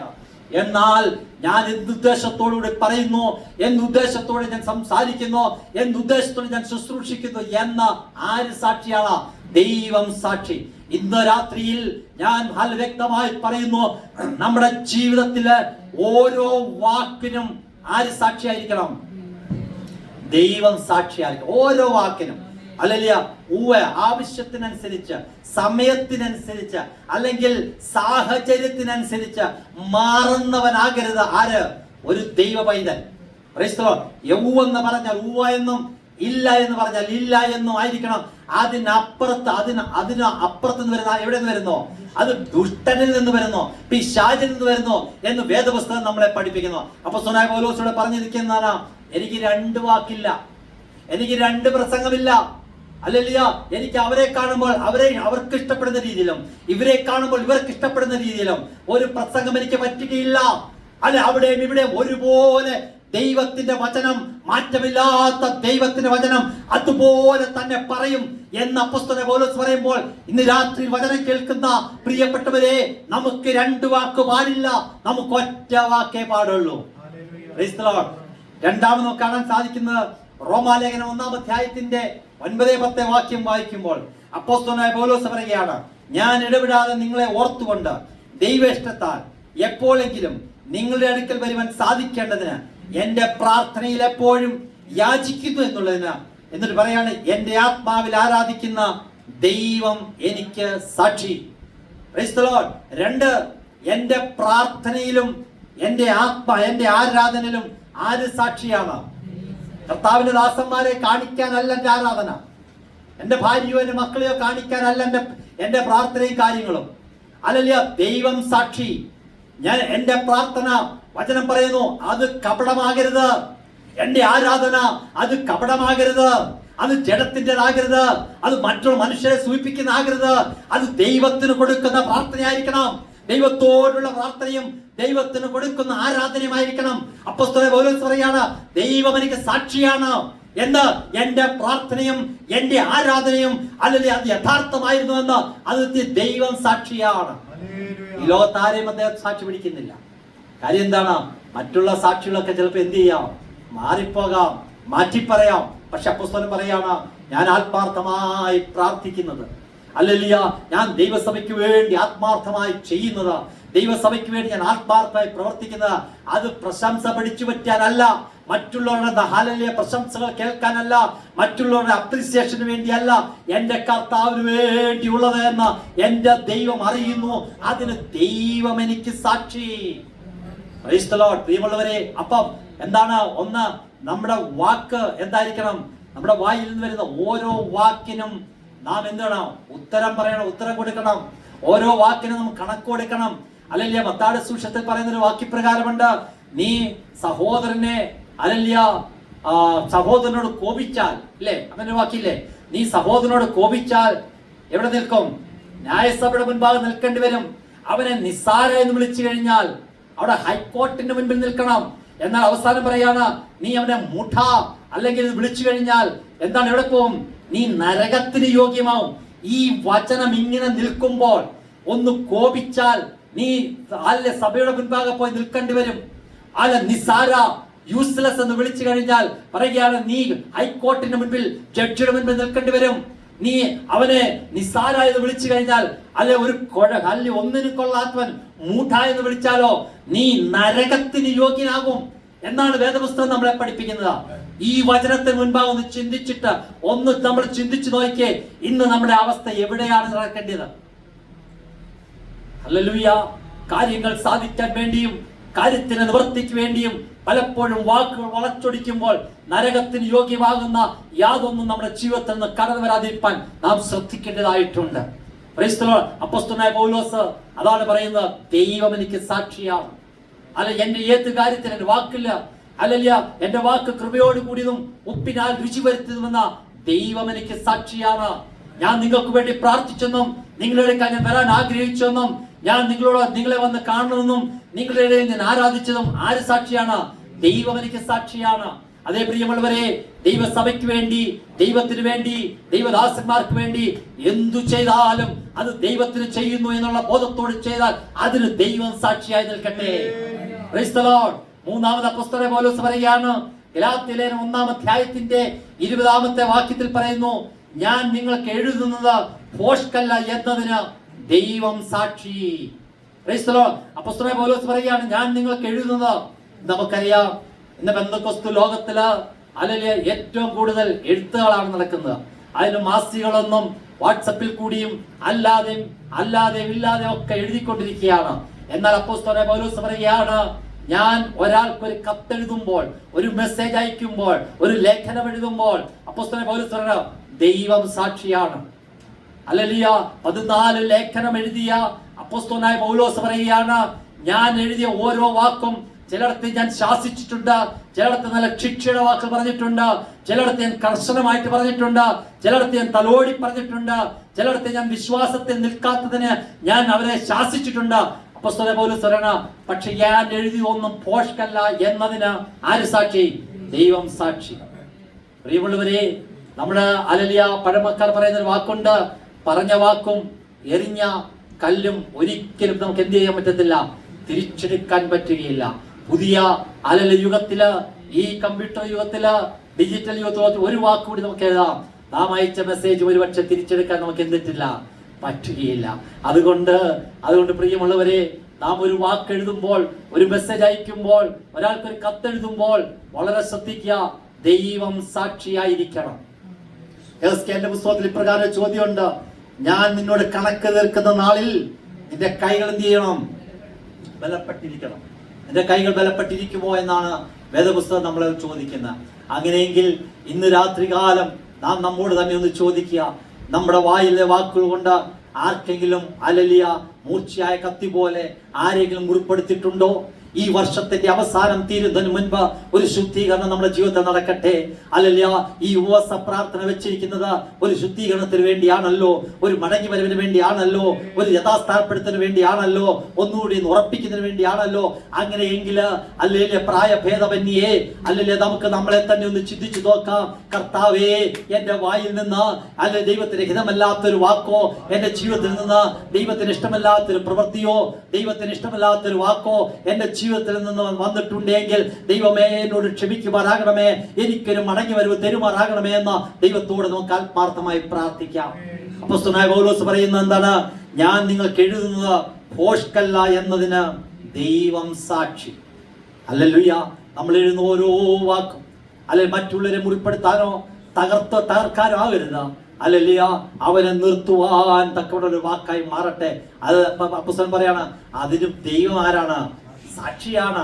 Praise the Lord. അടുത്ത പറയാണ് 1 തെസ്സലോനിക്കർ ലേഖനം 2-ാം അധ്യായത്തിന്റെ 5-ാമത്തെ വാക്യത്തില്, നിങ്ങൾ അറിയും പോലെ ഞങ്ങൾ ഒരിക്കലും മുഖസ്തുതിയോ ദ്രവ്യാഗ്രഹത്തിന്റെ ഉപായമോ ഉപയോഗിച്ചിട്ടില്ല എന്നുള്ളതിന് ആര് സാക്ഷി? ദൈവം സാക്ഷി. ദൈവം പറയാണ്, എന്റെ ഉദ്ദേശം എന്താണ്? ഇത് കർത്താവിന്റെ ദാസൻ തന്റെ വേലയോടുള്ള ബന്ധത്തിൽ എഴുതിയിരിക്കുകയാണ്.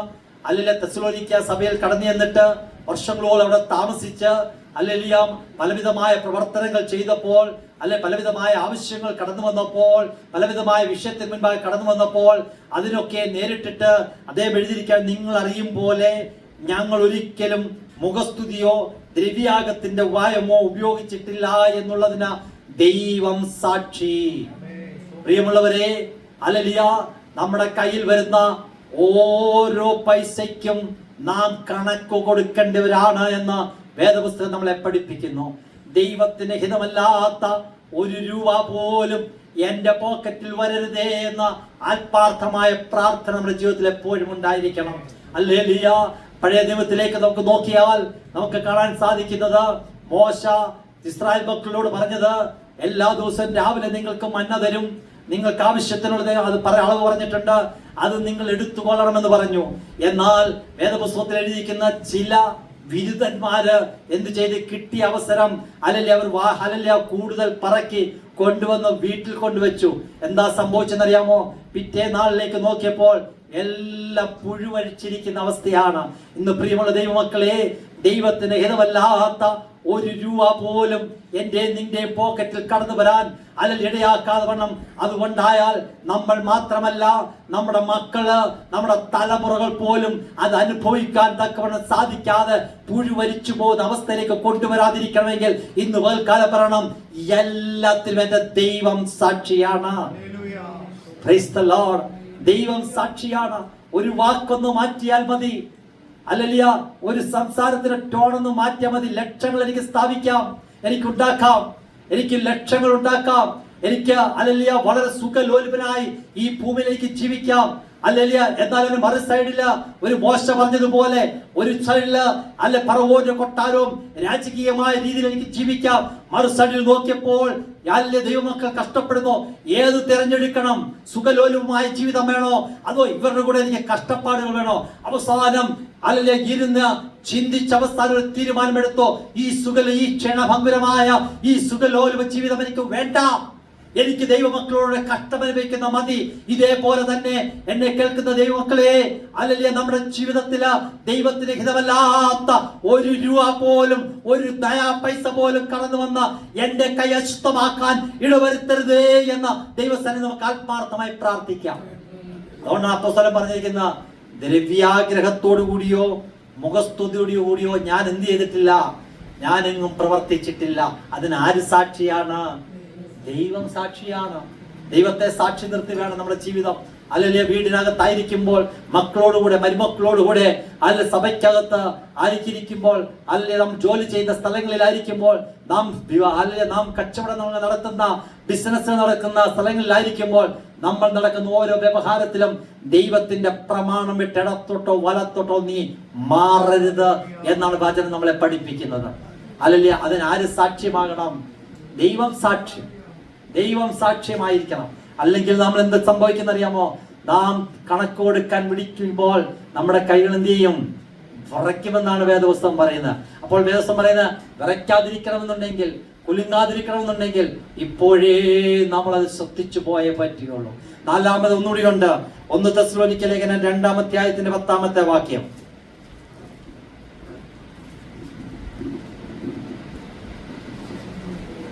1 തെസ്സലോനിക്ക 2:10. വിശ്വസിക്കുന്ന നിങ്ങളുടെ ഞങ്ങൾ എത്ര പവിത്രമായും നീതിയായും അനിന്ദ്യമായും അപ്പോസ്തലനായ പൗലോസ് പറയാണ്, ഞാനിവിടെ സുവിശേഷം പറഞ്ഞ് നിങ്ങളെ വിശ്വാസത്തിലേക്ക് കൊണ്ടുവന്നു. ഞാൻ നിങ്ങളുടെ ഇടയിൽ കഴിഞ്ഞ ചില വർഷങ്ങളായി പ്രവർത്തിച്ചു.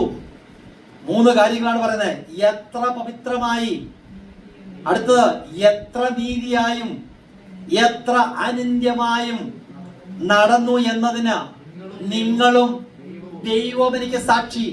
അപ്പോസ്തലൻ പറയുന്നത് ഇപ്രകാരമാണ്, നിങ്ങളും സാക്ഷിയാണ്, ദൈവം എനിക്ക് സാക്ഷിയാണ്. ഒരു പക്ഷേ നാളെ നിങ്ങൾ കൂറുമാറിയാലും, നാളെ നിങ്ങൾ ഞാൻ ചെയ്തില്ല എന്ന് പറഞ്ഞാലും, അപ്പോസ്തലൻ പറയാണ്, എനിക്കൊരു സാക്ഷി സ്വർഗത്തിലുണ്ട്. ആരെന്നറിയാമോ?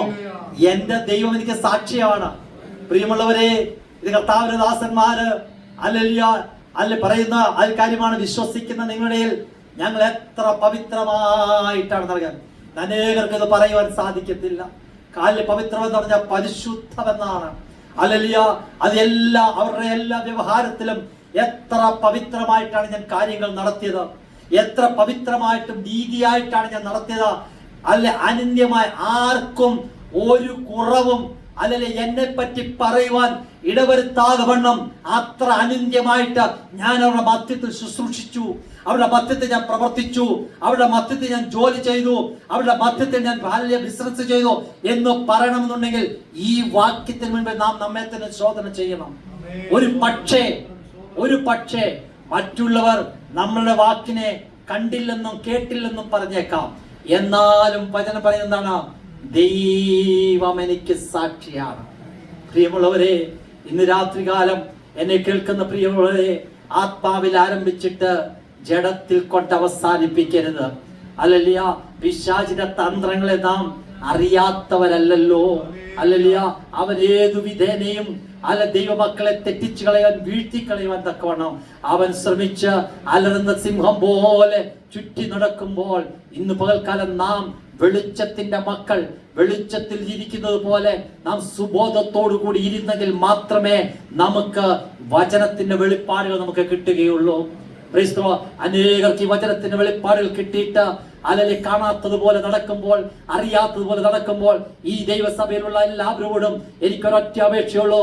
കർത്താവിന്റെ ദാസന്മാരിൽ കൂടി കെട്ടിയ വചനത്തിന്റെ വെളിച്ചം നിങ്ങളുടെ ഉള്ളിലേക്ക് പ്രകാശിച്ചു വരുമ്പോൾ, ഇന്ന് ഈ മീറ്റിംഗ് കഴിഞ്ഞ് പുറത്തേക്ക് പോകുമ്പോൾ നല്ലൊരു പ്രസംഗമായിരുന്നു, നല്ലൊരു പാട്ടായിരുന്നു പറഞ്ഞ് പോകാനല്ല, ഇവിടെ 1 മണിക്കൂർ പ്രസംഗിച്ചു തരുന്ന ഒരു വാക്യമെങ്കിലും എടുത്തിട്ട് അതെന്റെ ജീവിതത്തിൽ വേണമെന്ന് പറഞ്ഞ് പോകാൻ പറ്റുന്നെങ്കിൽ മാത്രമേ ഈ ഉപവാസ പ്രാർത്ഥന കൊണ്ട് ഇത് അനുഗ്രഹമാവുകയുള്ളൂ. Praise the Lord. അതുകൊണ്ട് പ്രിയമുള്ളവരെ, ഇവിടെ പറയുന്നത് എന്താണ്? ഞാൻ എത്ര പവിത്രമായും എത്ര നീതിയായും എത്ര അനന്യമായും നടന്നു എന്നതിന് നിങ്ങളും ദൈവവും എനിക്ക് സാക്ഷി. എന്റെ കണക്ക് പുസ്തകത്തിന്റെ അവസാനത്തെ ഒപ്പെന്ന് പറയുന്നത് സഭയുടെ സെക്രട്ടറിയോ മറ്റുള്ളവരല്ല, അത് ദൈവം തന്നെ എനിക്ക് ഒപ്പിട്ട് തരും എന്നാണ് കർത്താവിന്റെ ദാസൻ പറയുന്നത്. പ്രിയമുള്ളവരെ, നമ്മുടെ ജീവിതത്തിന്റെ ബുക്കുകൾ നമുക്കൊന്ന് നോക്കാം. അല്ലെങ്കിൽ നമ്മളിവിടുന്ന് പോയി കഴിഞ്ഞാൽ തമ്മിൽ ആരും കാണുന്നില്ല, എന്നാൽ രഹസ്യത്തിൽ കാണുന്ന ഒരു പിതാവ് നമുക്കുണ്ട്. നമ്മളെ നടത്തുന്ന ഒരു ദൈവമുണ്ട്. നമ്മുടെ രഹസ്യങ്ങൾ, നമ്മുടെ രാത്രികൾ അറിയുന്ന, അല്ലെ നമ്മുടെ പകലുകൾ അറിയുന്ന ഒരു ദൈവമുണ്ട്. അതുകൊണ്ടാണ് ഭക്തൻ ഇതിന് മനസ്സിലാക്കിയിട്ട് പറഞ്ഞു, ഞാൻ ഉയരത്തിൽ കയറിയാൽ അവിടെ നീയുണ്ട്, ഞാൻ ആഴത്തിലേക്ക് ഇറങ്ങിയാൽ അവിടെയുണ്ട്, ഞാൻ ഇരുട്ടിൽ പോയിരുന്നാൽ അവിടെ നിന്റെ കൈ എന്നെ വിളിക്കും. അല്ലെ, അവന്റെ സാന്നിധ്യമില്ലാത്ത ഒരു സ്ഥലമില്ല എന്ന് ഒരു ദൈവ പൈതൽ യഥാർത്ഥമായി മനസ്സിലാക്കണം. അതുകൊണ്ട് പ്രിയമുള്ളവരെ, നമ്മുടെ നടപ്പ്, ഇരിപ്പ്, കിടപ്പ് എല്ലാം ദൈവത്തിന് എന്തായിരിക്കണം? സാക്ഷ്യമുള്ളവരായിരിക്കണം. ഹല്ലേലൂയ. ഇപ്പൊ മനസ്സിലായല്ലോ, സാക്ഷ്യം എന്ന് പറഞ്ഞാൽ അല്ലല്ലേ ഞായറാഴ്ച വന്നിട്ട് പറയുന്ന ഒന്നല്ല സാക്ഷ്യം. പിന്നെന്താണ് നമ്മുടെ സാക്ഷ്യം? നമുക്ക് പറയേണ്ടത് ആരോടാണ്? ദൈവത്തോടാണ്. പ്രിയമുള്ളവരെ, അല്ലല്ല, അതുകൊണ്ട് ഇന്ന് രാത്രി, ഇന്ന് പകൽക്കാലം ഈ ശുശ്രൂഷ നിർത്തുന്നതിന് മുൻപായിട്ട് അല്ലല്ല ഒറ്റ കാര്യം എനിക്ക് പറയാനുണ്ട്. 2 കൊരിന്ത്യർ ലേഖനം 13-ാം അധ്യായത്തിന്റെ 11-ാമത്തെ വാക്യത്തിൽ 2 കൊരിന്ത്യർ ലേഖനം 13-ാം അധ്യായത്തിന്റെ 11-ാമത്തെ വാക്യത്തിൽ അപ്പോസ്തലനായ പൗലോസ് പറയുന്ന ഇപ്രകാരമാണ്: തീർച്ചയ്ക്ക് സഹോദരന്മാരെ, സന്തോഷിപ്പീൻ, യഥാസ്ഥാനപ്പെടുവീൻ, ആശ്വസിച്ചുകൊള്ളുവീൻ, ഏക മനസ്സുള്ളവരായിരിപ്പീൻ, സമാധാനത്തോടെ ഇരിപ്പീൻ. എന്നാൽ സ്നേഹത്തിന്റെയും സമാധാനത്തിന്റെയും ദൈവം നിങ്ങളോട് കൂടെ ഇരിക്കും. ദൈവം നമുക്ക് കണ്ടീഷൻ തന്നിരിക്കുകയാണ്. തീർച്ചയ്ക്കെന്ന് പറഞ്ഞാൽ ഫൈനലി, അവസാനം. അപ്പോസ്തലനായ പൗലോസ് ലേഖനം എഴുതി നിർത്തുമ്പോൾ അവസാനം കൊരിന്ത്യ ലേഖന, നിങ്ങൾക്കറിയാം കൊരിന്ത്യ സഭയ്ക്ക് പറ്റിയ മൂല്യച്യുതി എന്താണ്? ഹല്ലേലൂയ. അവിടെ പ്രസംഗിച്ച ദൈവദാസനെ പോലും ചോദ്യം ചെയ്യുന്ന രീതിയിൽ അവർ എഴുന്നേറ്റു. പലരും പറഞ്ഞു, നിന്റെ പ്രസംഗവും നിന്റെ വിശ്വാസവും ഞങ്ങൾക്ക് വേണ്ട, നീ കാണിക്കുന്ന മാതൃകയൊന്നും ഞങ്ങൾക്ക് വേണ്ട എന്ന് പറഞ്ഞ് ക്വസ്റ്റ്യൻ ചെയ്യാൻ വരെ തുടങ്ങി. എന്നാൽ 2 ലേഖനം എഴുതി അവസാനം തന്നെ കൊണ്ടു നിർത്തുകയാണ്: എൻ്റെ സഹോദരന്മാരെ, നിങ്ങൾ എന്ത് ചെയ്യണം? സന്തോഷിക്കണം. സന്തോഷിച്ചാൽ മാത്രമല്ല, എന്ത് ചെയ്യണം? യഥാസ്ഥാനപ്പെടണം. അനേകരുടെ സ്ഥാനങ്ങൾ മാറിക്കിടക്കുമ്പോൾ, അല്ലെങ്കിൽ വിശ്വാസ ജീവിതത്തിൽ യഥാർത്ഥമായി മുൻപോട്ട് പോകാൻ സാധിക്കാതെ, അല്ലെങ്കിൽ കുടുംബത്തിൽ മാതൃകയില്ലാതെ, ഭാര്യയുടെ മുൻപിൽ മാതൃകയില്ലാതെ, ഭർത്താവിന് മുൻപിൽ മാതൃകയില്ലാതെ, സഭയ്ക്കകത്തൊരു മാതൃകയില്ലാതെ, ദേശത്ത് മാതൃകയില്ലാതെ ജീവിക്കുമ്പോൾ, അതിലെ സ്ഥാനം മാറിക്കിടക്കുന്ന ആരെങ്കിലും ഇന്ന് വൽക്കരനെ കേൾക്കുന്നുണ്ടെങ്കിൽ അവരോട് ദൈവത്തിന് പറയണം: യഥാസ്ഥാനപ്പെടുവീൻ. പിന്നെ പറയുകയാണ്, ആശ്വസിച്ചുകൊള്ളുവിൻ. എന്തുകൊണ്ട്? ദൈവത്തിന്റെ വചനം കൊണ്ട് നീ ആശ്വസിച്ചു കൊള്ളണം. 3 പിന്നെ പറയാണ്, ഏക മനസ്സുള്ളവരായിരിക്കണം. ഒരു മനസ്സോടുകൂടെ ദൈവസഭയില, ഭവനത്തില മുന്നേറുവാൻ തക്കണം. പിശാചിന്റെ അടവുകള്, പിശാചിന്റെ തന്ത്രങ്ങളെ മനസ്സിലാക്കി അതിനെ നേരിടുവാൻ തക്കണം. ഒരു മനസ്സോടെ നമ്മൾ നിൽക്കുന്നു എങ്കിൽ പിന്നെ പറയാണ്, നമ്മൾ എന്തെങ്കിലും ഇരിക്കണം? സമാധാനത്തോടെ ഇരിക്കണം. അനേകന് സമാധാനം കിട്ടാതെ, ഹല്ലേലൂയ, യേശു കർത്താവ് പറഞ്ഞു, ഞാൻ എൻ്റെ സമാധാനം നിങ്ങൾക്ക് തന്നേച്ചു പോകുമെന്ന് പറഞ്ഞു. അത് ആ സമാധാനം അനുഭവിച്ച ഇന്ന് പലരും പറയുകയാണ്, പാസ്റ്ററെ ഒരു സമാധാനവും ഇല്ല, പാസ്റ്റർ ഒരു സുഖവുമില്ല, പാസ്റ്റർ ഒരു സന്തോഷവുമില്ല. ഈ വാക്കുകൾ എവിടുന്ന് വന്നു? ആരെടുത്തുകൊണ്ടുപോയി നമ്മുടെ സന്തോഷം? ആരെടുത്തുകൊണ്ടുപോയി നമ്മുടെ സമാധാനം? ആരെടുത്തുകൊണ്ടുപോയി നമ്മുടെ സാലല്യ നമുക്ക് കിട്ടിയതായ ആശ്വാസം? എന്നാൽ വേദപുസ്തകം നമ്മളെ പഠിപ്പിക്കുന്നത് എന്താണ്? സമാധാനത്തോടെ നീ ഇരിക്കണം. കാര്യം എന്താണെന്നറിയാമോ? സമാധാന പ്രഭുവായിരിക്കുന്ന യേശുവിന്റെ കരത്തിൽ നിന്റെ ജീവിതം ഭദ്രമാണ്. അങ്ങനെ നീ ചെയ്യുന്നുവെങ്കിൽ സ്നേഹത്തിന്റെയും സമാധാനത്തിന്റെയും ദൈവം ആരുടെ കൂടെ ഇരിക്കും? നമ്മളോട് കൂടെ ഇരിക്കും. അവിടെ ഇന്ന് പകൽക്കാലം ഇവിടുന്ന് കടന്നു പോകുമ്പോൾ ഈ വചനം നമ്മളെ ഹൃദയം ഏറ്റെടുത്തുകൊണ്ട് പോകണം. ഈ 2024 കഴിയുന്നതിന് മുൻപ് എനിക്ക് എവിടെയെങ്കിലും ഒന്ന് ക്രമീകരിക്കാനുണ്ടെങ്കിൽ, എവിടെയെങ്കിലും യഥാസ്ഥാനപ്പെടുത്താനുണ്ടെങ്കിൽ, എൻ്റെ അടിസ്ഥാനം കുലുങ്ങിപ്പോയ ഏതെങ്കിലും അവസ്ഥ എവിടെയെങ്കിലും ഉണ്ടെങ്കിൽ, ആശ്വാസം നഷ്ടപ്പെട്ടു പോയ അവസ്ഥ എവിടെയെങ്കിലും ഉണ്ടെങ്കിൽ, എൻ്റെ സമാധാനത്തിന് കുറവ് വന്ന അവസ്ഥ എവിടെയെങ്കിലും ഉണ്ടെങ്കിൽ, ഇന്ന് രാത്രികാലം ഈ വചനത്തിന് മുൻപാകെ ദൈവത്തോട് പറയാം, കർത്താവേ എനിക്കിത് മടക്കി തരണം. എനിക്കിത് കടന്നു പോകുമ്പോൾ സമാധാനമുള്ളവനായി, സന്തോഷമുള്ളവനായി, ആശ്വാസമുള്ളവനായി, ഐക്യതയുള്ളവനായി ഒരു മനസ്സോടെ കടന്നുപോയി ദൈവത്തിന് വേണ്ടി തീരെ സാക്ഷിയായി നിൽക്കുവാൻ തക്കവണ്ണം, അവസാന ശ്വാസം വരെയും എൻ്റെ കർത്താവിന് വേണ്ടി നിൽക്കുവാൻ തക്കണം. ദൈവമേ എന്നെ സഹായിക്കുമാറാകണമേ എന്ന് ദൈവത്തോട് നമുക്ക് പ്രാർത്ഥിക്കാം. ഹബക്കൂക്ക് പറഞ്ഞതുപോലെ, ആണ്ടുകൾ കഴിയും മുൻപേ എന്നെ ഒന്ന് ജീവിപ്പിക്കുമാറാകണമേ. ആണ്ടുകൾ കഴിയും മുൻപേ ഒരു മടങ്ങി വരും എനിക്ക് തരുമാറാകണമേ. അല്ലേ വലിയ പ്രിയമുള്ളവരെ, 31-ാം തീയതി ആകുവാൻ ചില ദിവസങ്ങൾ മണിക്കൂർ ബാക്കിയുള്ളപ്പോൾ നമുക്ക് ദൈവത്തോട് പറയാൻ, കർത്താവേ എന്നെ ഒന്ന് മടക്കി വരുത്തണമേ. എവിടെയെങ്കിലും ക്രമീകരിക്കാനുണ്ടെങ്കിൽ ക്രമീകരിച്ചിട്ട് ജയത്തിന്റെ പാട്ടുമായി, ജയത്തിന്റെ കുടിയുമായി, ജയത്തിന്റെ വാക്കുകളുമായി കടന്നു വരുവാൻ തക്കവണ്ണം സ്വർഗത്തിലെ ദൈവമേ അങ്ങനെ സഹായിക്കുമാറാകണമേ. നമുക്ക് ആത്മാർത്ഥമായി പ്രാർത്ഥിക്കാം. അതിനായി ദൈവമായ കർത്താവ് നമ്മെ ഓരോരുത്തരെയും സഹായിക്കട്ടെ. എനിക്ക് സമയം ഒരുക്കി തന്ന ദൈവസഭയോടും കർത്താവിന്റെ ദാസനോടും എന്റെ നന്ദി ഒരിക്കൽ കൂടി അറിയിച്ചുകൊണ്ട് എന്റെ വാക്കിൽ ധരിപ്പാൻ ആഗ്രഹിക്കുന്നു. രാത്രി ദൈവത്തിന്റെ വചനം ഐശ്വര്യമായി നമ്മുടെ മധ്യത്തിൽ സൂക്ഷിച്ച ദൈവദാസനെ ഓർത്ത് നാം ദൈവത്തെ സ്തുതിക്കുന്നു. ദൈവത്തിന്റെ ദാസനെ പിന്നെ ദൈവം അനുഗ്രഹിക്കുകയും വളരെ ശക്തമായി ആമേൻ പലയിടങ്ങളിൽ പ്രയോജനപ്പെടുത്തുകയും ചെയ്യട്ടെ എന്ന് പ്രത്യേകം പ്രാർത്ഥിക്കുന്നു. കുടുംബമായി വന്നതിന് വളരെ നന്ദി അറിയിക്കുന്നു. ദൈവം നിങ്ങളെ അനുഗ്രഹിക്കട്ടെ എന്ന് പ്രത്യേകം പ്രാർത്ഥിക്കുന്നു. നാളെ രാവിലെ ദൈവസേന എല്ലാവരും കടന്നു വരിക. വൈകിട്ട് നമുക്ക് മീറ്റിംഗുണ്ട്. ദിവസങ്ങളും മാസ പ്രാർത്ഥനയിൽ വചനം നമ്മൾ കേൾക്കുന്നത് പോലെ നമ്മെ ഒന്ന് കാണാൻ, വചനത്തിന്റെ വെളിച്ചത്തിൽ കാണാൻ, നമ്മെ തന്നെ ഒന്നുകൂടെ പരിശോധിച്ച് ദൈവം നമ്മെ ആക്കിയ സ്ഥാനത്ത് ആമേൻ അവിടെ തന്നെ നിൽക്കുന്നുണ്ടോ, ത്തിന്റെ വ്യവസ്ഥയിൽ നിൽക്കുന്നുണ്ടോ, വിശുദ്ധിയുടെ വ്യവസ്ഥയിൽ നിൽക്കുന്നുണ്ടോ, ദൈവത്തിന്റെ വചനം നമ്മെ പഠിപ്പിച്ചിട്ടുള്ള ആ പഠിപ്പിക്കലിൽ നമ്മൾ നിൽക്കുന്നുണ്ടോ എന്ന് ഉറപ്പുവരുത്തി 2005 പ്രവേശിക്കുവാൻ കർത്താവ് നമ്മെ സഹായിക്കട്ടെ. കണ്ണുകളടയ്ക്കാം, നമുക്ക് പ്രാർത്ഥിക്കാം. പരിശുദ്ധനായ ഞങ്ങളുടെ നല്ല ദൈവമേ, സ്വർഗ്ഗസ്ഥ പിതാവേ, നന്ദി നിറഞ്ഞ ഹൃദയത്തോടെ ഞങ്ങളെ സ്തുതിക്കുന്നു. കർത്താവേ, രാത്രി ദൈവസന്നിധിയിലായിരിക്കാനും ഒരുമിച്ച് ദൈവത്തെ സ്തുതിക്കുവാനും ദൈവത്തിന്റെ വചനം ശക്തമായി ഞങ്ങളുടെ ദാസനോട് കേൾക്കുവാനും ദൈവം കേൾക്കുന്ന അവസരത്തിനായി സ്തോത്രം ചെയ്യും. ഞങ്ങളോട് സംസാരിച്ച് ഞങ്ങളുടെ വചനത്തിനായ സ്തോത്രം, ഞങ്ങളോട് സംസാരിച്ച് ഞങ്ങളുടെ ദാസനായ സ്തോത്രം. ഞങ്ങളുടെ ദാസനെ കുടുംബത്തെ അനുഗ്രഹിക്കണമേ. കർത്താവ് വായിക്കുന്നിടത്തെല്ലാം ശക്തമായി വചനം ശുശ്രൂഷിക്കുവാനുള്ള കൃപ നൽകിക്കൊണ്ടിരിക്കണമെന്ന് പ്രാർത്ഥിക്കുന്നു. ജനമാനസാന്തരത്തിലേക്ക് അവൻ കടന്നു വരുവാൻ ഇടയാക്കണമേ. സ്ഥാനപ്പെടുത്തുന്ന ദൈവത്തിന്റെ വചനത്തിന്റെ ശക്തി ജനം ഏറ്റെടുക്കുവാൻ ഇടയാക്കണമെന്ന് പ്രാർത്ഥിക്കുന്നു. കർത്താവെ, ആരോഗ്യത്തിന്റെ ബലത്തോടെ സൂക്ഷിക്കണം. കുടുംബമായിട്ട് അനുഗ്രഹിക്കണം. കുഞ്ഞുങ്ങളെ അനുഗ്രഹിക്കണം. അവരുടെ പഠനകാര്യങ്ങളുടെ ഭാവി ദൈവത്തിന്റെ സാന്നിധ്യം ഉണ്ടായിരിക്കണമെന്ന് പ്രാർത്ഥിക്കുന്നു. കടന്നു വന്ന എല്ലാ പ്രിയപ്പെട്ടവർക്കായി സ്തോത്രം. കർത്താവരെ അനുഗ്രഹിക്കണമേ. നാളെ കർത്താവ് സന്തോഷത്തോടെ കടന്നു വന്ന ദൈവ സാന്നിധ്യം അനുഭവിക്കുവാൻ സഭയിൽ ഞങ്ങളെ സഹായിക്കണമെന്ന് പ്രാർത്ഥിക്കുന്നു.